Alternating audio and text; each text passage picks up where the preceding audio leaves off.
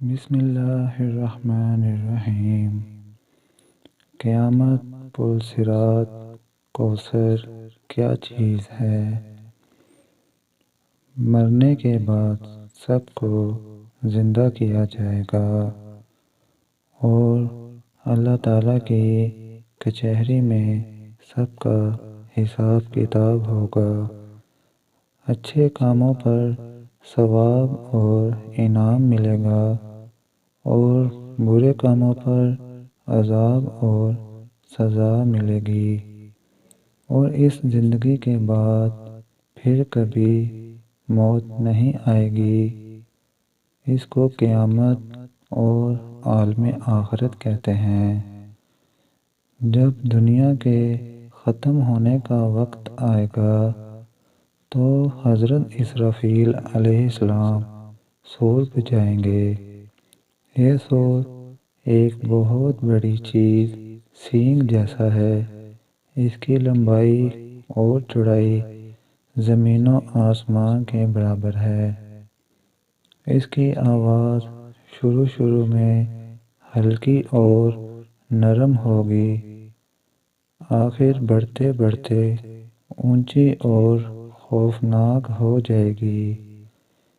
اس کے زمین و آسمان پھٹ کر ٹکڑے ٹکڑے ہو جائیں گے اور تمام مخلوق مر جائے گی، اور جو مر چکے ہوں گے ان کی روحیں بے ہوش ہو جائیں گی، مگر جس کو اللہ تعالیٰ اس مصیبت سے بچانا چاہے گا وہ بچے رہیں گے، اور ایک مدت اسی طرح گزر جائے گی، اور جب اللہ تعالیٰ کو منظور ہوگا کہ تمام مخلوق پر زندہ ہو تو پھر سور بجایا جائے گا۔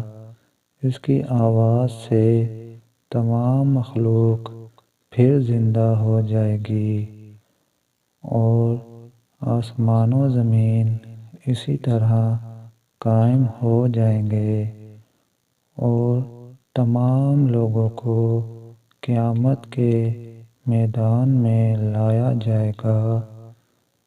سورج بہت قریب کر دیا جائے گا۔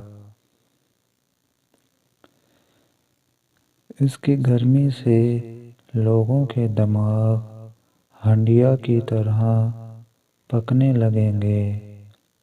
اس تکلیف اور بھوک پیاس سے گھبرا کر سب لوگ انبیاء علیہ السلام کے پاس جائیں گے اور کہیں گے کہ اللہ تعالیٰ کے دربار میں ہماری شفاعت کیجیے اور ہم کو حساب و کتاب سے جلدی چھڑائیے۔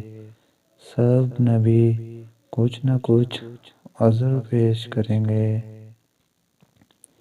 اور سب کے بعد ہمارے نبی حضرت محمد صلی اللہ علیہ وآلہ وسلم اللہ تعالیٰ سے سفارش کریں گے، اور میزان ترازو کھڑی کی جائے گی۔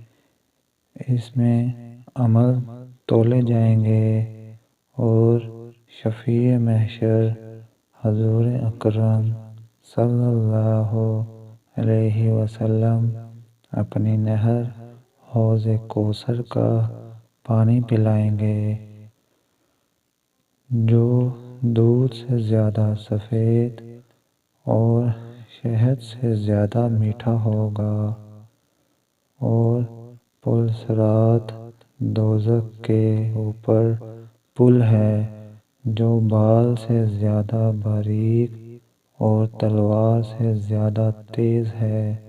اس پر چلنا پڑے گا۔